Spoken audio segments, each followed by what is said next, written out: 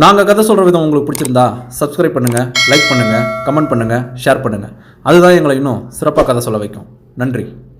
த pass story உங்களை அன்புடன் வரவேற்கிறது.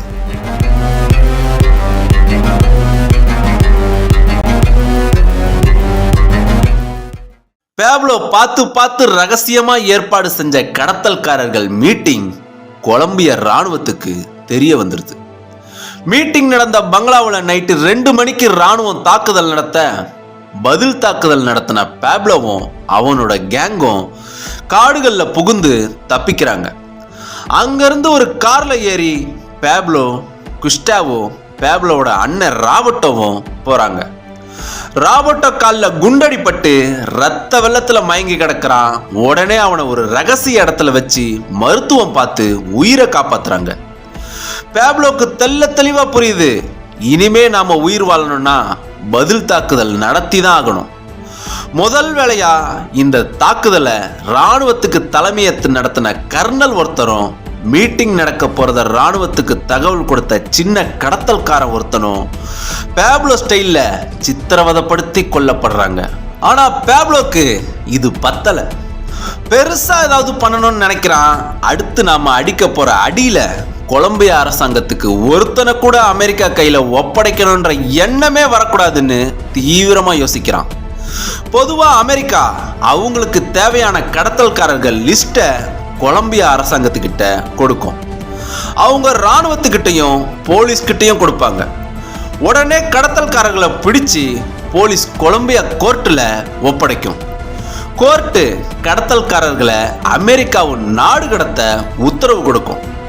இதுதான் கொலம்பியாவில் நடக்கிற பொதுவான நடைமுறை. அப்போ கடத்தல்காரர்களை அமெரிக்கா கிட்ட ஒப்படைக்கிற கடைசி அதிகாரம் கோர்ட்டுக்கு மட்டும்தான் இருக்கு. நீதிபதிகள் நினைச்சிருந்தா எந்த ஒரு கொலம்பியா குடிமகனையும் அமெரிக்கா கடத்திட்டு போக விடாம தடுத்திருக்க முடியும். ஆனா நீதித்துறையும் நீதிபதிகளும் அதை செய்யல. அப்போ அதுக்குண்டான தண்டனை அவங்க அனுபவிச்சுதான் ஆகணும்னு பேப்லோ முடிவெடுக்கிறான். திட்டங்கள் தீட்டப்படுது. இந்த காரியத்தை பண்றதுக்காக கொலம்பியாவில் இருக்கிற M19 கொரில்லா படைக்கிட்ட பேசுறான் பேப்லோ. M19 அரசாங்கத்துக்கு எதிரான புரட்சி படை. பேப்லோவோட தீவிர விசுவாசிங்க. அவங்களுக்கு எந்த ஒரு உதவினாலும் பேப்லோ கிட்ட கேட்பாங்க. அவங்களுக்கு தேவையானது எல்லாம் பேப்லோ செஞ்சு தருவான். இன்னைக்கு பேப்லோக்கு உதவி தேவைப்படுது. களத்துல இறங்க M19 தயாரானாங்க. 1985 நவம்பர் 6 ராணுவ உடையிலையும் வக்கீல்கள் உடையிலையும் கொலம்பியா உச்ச நீதிமன்றத்துக்குள்ள புகுந்த M19 வீரர்கள் அங்க இருந்த ராணுவத்து மேலையும் போலீஸ் மேலையும் தாக்குதல் நடத்துறாங்க. கடுமையான சண்டை நடக்குது. காலையில 10 மணிக்கு தாக்குதல் ஆரம்பிச்ச M19 வீரர்கள் மதியம் 1 மணிக்குள்ள 5 மாடி இருக்கிற மொத்த உச்ச நீதிமன்றத்தையும் அவங்க கண்ட்ரோல்ல கொண்டு வராங்க. உச்ச நீதிமன்ற தலைமை நீதிபதி உள்பட மொத்தம் 25 நீதிபதிகளையும் நீதிமன்றத்தில் இருந்த ஊழியர்கள், பாதுகாவலர்கள்னு மொத்தம் 300 பேரையும் பணைய கைதியா பிடிக்கிறாங்க.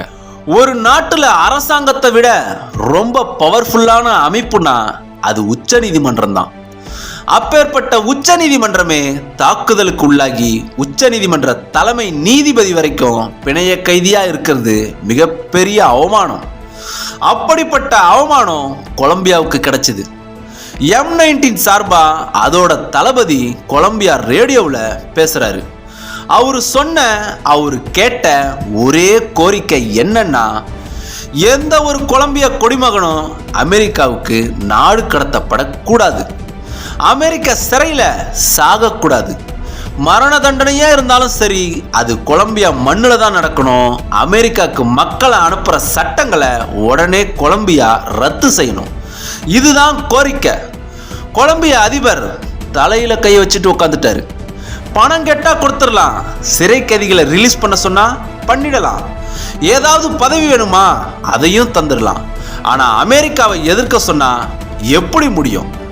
நாடு கடத்துற சட்டத்தை ரத்து பண்ணா அமெரிக்கா எப்படி சும்மா விடும்? கொலம்பியா அரசியலே திணற ஆரம்பிக்குது.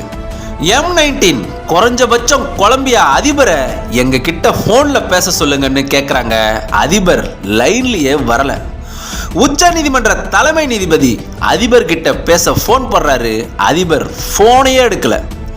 அன்னைக்கு நைட்டு ரொம்ப குளிரா இருந்ததால நீதிமன்ற செகண்ட் ஃப்ளோர்ல இருந்த பேப்லோவோட மொத்த கடத்தல் வழக்குங்க ஃபைலை தேடி எடுத்துட்டு வந்து நீதிபதிகள் முன்னாடி போட்டு அதை கொளுத்தி நீதிபதிகளுக்கு நல்ல கதகதப்பான சூழ்நிலையை ஏற்படுத்தி உதவி செஞ்சாங்க M19 வீரர்கள். அடுத்த நாள் விடியுது. அமெரிக்காவோட தூண்டுதல் பேர்லையும் உச்சக்கட்ட பிரஷர்னாலையும் கொலம்பியா அதிபர் ஒரு முட்டாள்தனமான முடிவை எடுக்கிறாரு. ராணுவ தளபதி கிட்ட பேசின கொலம்பியா அதிபர், என்ன வேணா செய்யுங்க, எவன் பொழைச்சாலும் சரி எவன் செத்தாலும் சரி, இன்னைக்குள்ள இந்த ஆட்டம் முடியணும், எதை பத்தியும் கவலைப்படாதீங்க, உடனே தாக்குதலை ஆரம்பிங்கன்னு சொல்றாரு. உடனே களத்துல இறங்கின ராணுவம் ஏகப்பட்ட ராணுவ வீரர்கள், ஹெலிகாப்டர்கள், ராணுவ பீரங்கிகளோட பயங்கரமான தாக்குதலை நடத்துது. உச்ச நீதிமன்றமே ஒரு போர்க்களம் மாதிரி ஆகுது. ராணுவம் யாரை பத்தியும் கவலைப்படல. கண்ணுல பார்க்கறவங்க எல்லாரையும் கண்மூடித்தனமா சுட்டுக்கிட்டே உள்ள நுழையுது. ராணுவ பீரங்கிகள் நீதிமன்ற செவுத்தை உடைச்சுக்கிட்டு உள்ள நுழையுது. M19 வீரர்கள் இந்த மாதிரி ஒரு தாக்குதலை எதிர்பார்க்கவே இல்லை. அவங்கள பொறுத்த வரைக்கும் யாரையும் கொல்லணும்னு இந்த தாக்குதலை அவங்க ஆரம்பிக்கல. அரசாங்கத்துக்கிட்ட பேச்சுவார்த்தை நடத்தணும்னு தான் நினைச்சாங்க. ஆனா கொலம்பியா அரசாங்கம் அமெரிக்காவோட பேச்சை கேட்டு அவசரப்பட்டு முடிவெடுத்தது.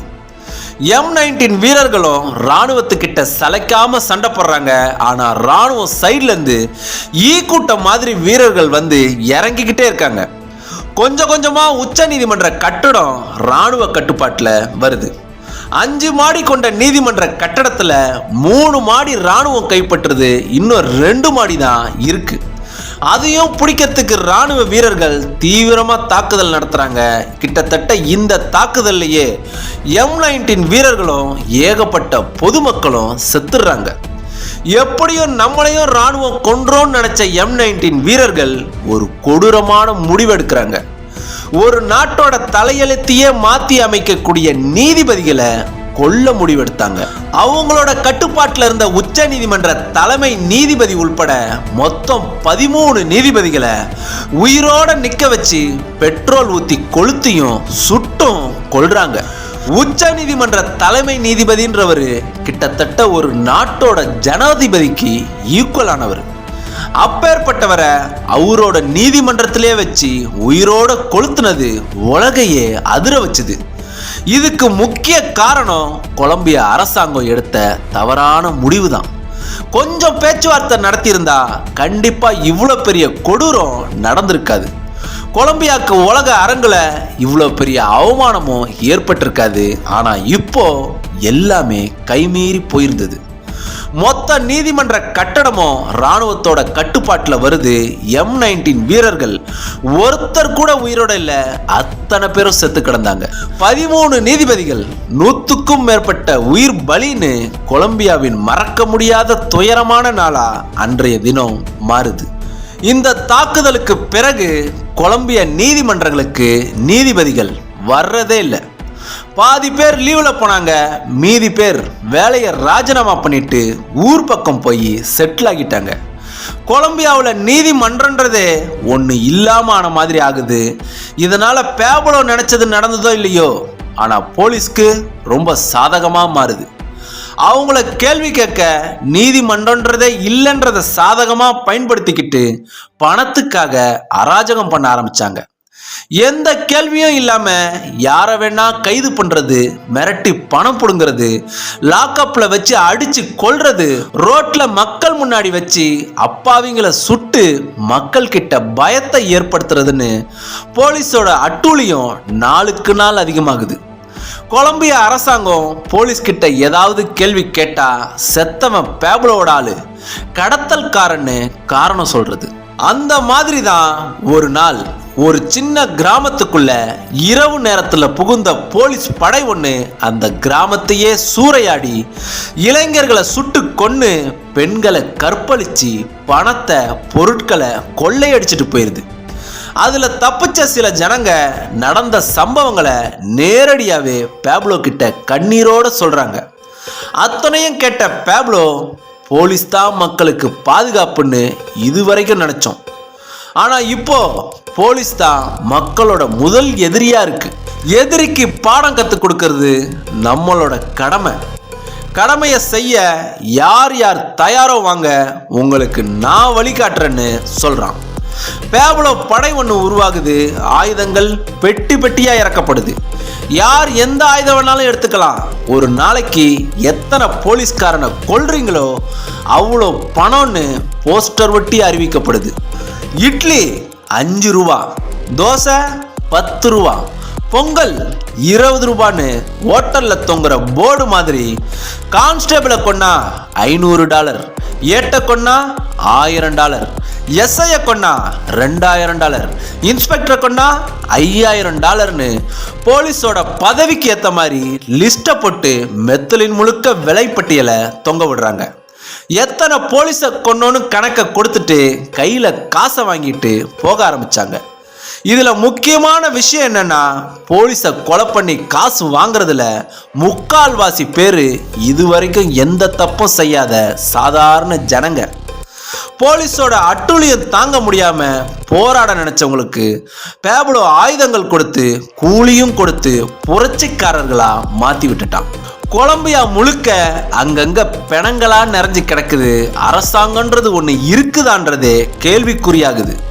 நேர்மையா கடமையை செய்யற பாதி போலீஸுங்க வேலையை விட்டு ராஜினாமா பண்ணிட்டு போயிட்டாங்க. மீதி இருக்கிற போலீஸுங்க பாதி பேர் ரோட்ல வர்றதுக்கே பயந்து ஸ்டேஷனை விட்டு வெளியே வர்றதே இல்லை. இதனால போலீஸ் வேலையில பெரிய ஆள் பற்றாக்குறை ஏற்படுது. அதனால கொலம்பியா அரசாங்கம் எவன் வேலைக்கு வரானோ எந்த தகுதியும் பார்க்காம போலீஸ் வேலைக்கு எடுக்குது. ஆனா புதுசா போலீஸ் வேலையில சேர்ந்த பாதி பேரு கிரிமினல் லிஸ்ட்டை சேர்ந்தவங்க. அதிகாரம் கைக்கு வந்த உடனே கிரிமினல்ங்க வேலையை காட்ட ஆரம்பிக்கிறாங்க. பதிலுக்கு ஜனங்களும் தீவிரமா சண்டை போடுறாங்க. ஒரு கட்டத்துக்கு மேல போலீஸும் அரசாங்கம் கண்ட்ரோல்ல இல்ல, ஜனங்களும் பேப்லோ கண்ட்ரோல்ல இல்ல. ரெண்டு தரப்பும் வெறித்தனமா சண்டை போட்டுக்கிறாங்க.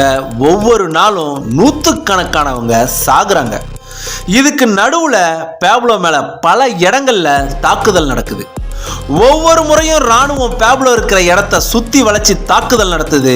ஆனா பேப்லோ கிட்ட இருந்த திறமையான பாடி கார்ட்ஸாலையும் பேப்லோவோட புத்தி கூர்மையினாலையும் எல்லா தாக்குதல்ல இருந்தும் தப்பிக்கிறான். ஆனா அவனோட நம்பிக்கையான வீரர்கள் பல பேரை சண்டையில இழக்கிறான். ஒரு பக்கம் மக்கள் சண்டை போட்டு சாகுறாங்க, இன்னொரு பக்கம் அவனுக்கு நம்பிக்கையான முக்கிய ஆட்கள் சாகுறாங்க. ரொம்பவும் மனசு நொந்து போறான். அதனால தொடர்ந்து அரசாங்கத்துக்கிட்ட பேசிக்கிட்டே இருக்கிறான். நான் சரணடைகிறதுக்கு தயார். கொலம்பியா சிறையில எத்தனை வருஷம் வேணா இருக்க தயாரா இருக்கிறேன். ஆனா அமெரிக்கா மட்டும் போக மாட்டேன். என் உயிர் போனாலும் இந்த மண்ணிலேயே போகட்டும். நாடு கடத்துற சட்டத்தை மட்டும் ரத்து பண்ணுங்க. உடனே நானே நேரடியா வந்து சரண்டர் ஆகுறேன்னு தகவல் கொடுத்துக்கிட்டே இருக்கிறான். கொலம்பியா அரசாங்கத்தை பொறுத்த வரைக்கும் எப்படியாவது இந்த பிரச்சனை முடிஞ்சா போதும்னு நினைக்குது. ஆனா அமெரிக்காவோட ஈகோ தடுக்குது. பேப்லோவை எப்படியும் அமெரிக்காவுக்கு பிடிச்சிட்டு போகணும்னு துடிக்குது. அதனால பேப்லோ கொலம்பியா கிட்ட சரண்டர் ஆகிறத அமெரிக்கா தடுக்குது. உலகத்தோட வல்லரசான அமெரிக்காக்கு எந்த அளவுக்கு ஈகோ இருக்கோ அதே அளவுக்கு, ஏன் அதை விட ஒரு ஸ்பூன் அதிகமாகவே பேப்லோக்கும் இருந்தது. அதனால தான் என்ன ஆனாலும் சரி, எந்த நிலைமையில இருந்தாலும் சரி, அமெரிக்காவுக்கு கொக்கைன் கடத்துறதை மட்டும் பேப்லோ நிறுத்தவே இல்லை. அது ஒரு மான பிரச்சனையாவே பார்க்க ஆரம்பிச்சான். என்ன ஆனாலும் அமெரிக்கா சொல்றதை மட்டும் நான் கேட்கவே மாட்டேன்னு விடாப்படியா நின்னான்.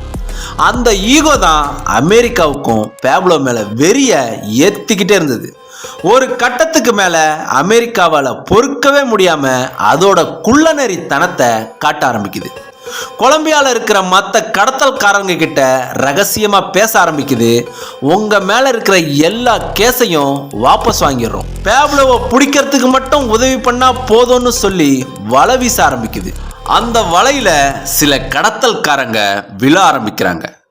அதுல முக்கியமானவங்க காளி கார்ட்டல். ஒரு சமயத்துல பேப்லோ கூட ஒன்னா சேர்ந்து தொழில் பண்ணி சம்பாதிச்ச இந்த காளி கார்ட்டல் இப்போ பேப்லோக்கு துரோகம் பண்ண தயாரானாங்க. பேப்லோவோட கடத்தல் வழிகளையும் மறைஞ்சிருந்து உதவி பண்ற நண்பர்களையும் நல்லா தெரிஞ்சு வச்சிருந்த காளி கார்ட்டல் அது அத்தனையும் அமெரிக்கா கிட்ட காட்டி கொடுக்குது. சட்டத்துக்கு புறம்பா செய்ய வேண்டிய வேலைகளை காளி கார்ட்டலை வச்சு அமெரிக்கா செய்ய ஆரம்பிக்குது.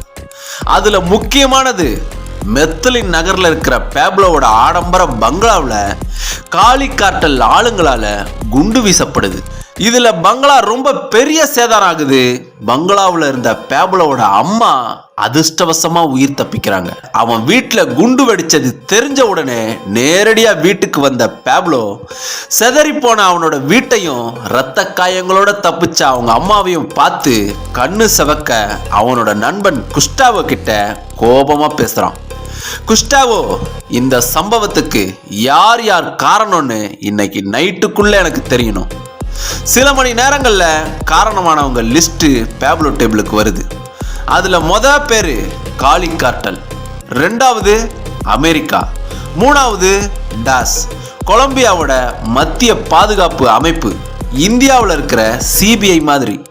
லிஸ்ட்டை பார்த்த பேப்லோ உடனே ஒரு பேப்பர் பேனாவை எடுத்து கொலம்பியாவின் பிரபலமான பத்திரிகைக்கு ஒரு அறிக்கை எழுதுறான். கொலம்பிய தெருக்கல்ல ஓடுற ரத்தங்களை பார்த்து நான் ரொம்ப மனசு நொந்து போயிருந்தேன்.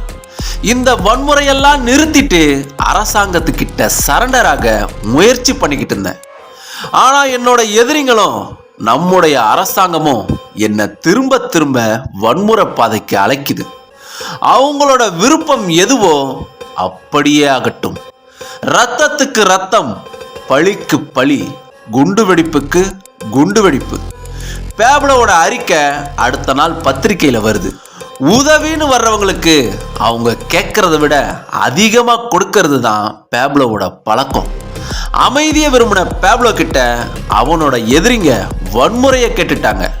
அள்ளி கொடுக்கறதுக்கு பேப்லோவும் தயாராயிட்டான். கிட்டத்தட்ட 3500 கிலோ குண்டு ஒரே இடத்துல வெடிக்க போகுது. ஒரு மினி பூகம்பத்தையே கொலம்பியாவுக்கு காட்ட போறான். என்ன நடக்க போகுது அடுத்த பகுதியில் பார்க்கலாம்.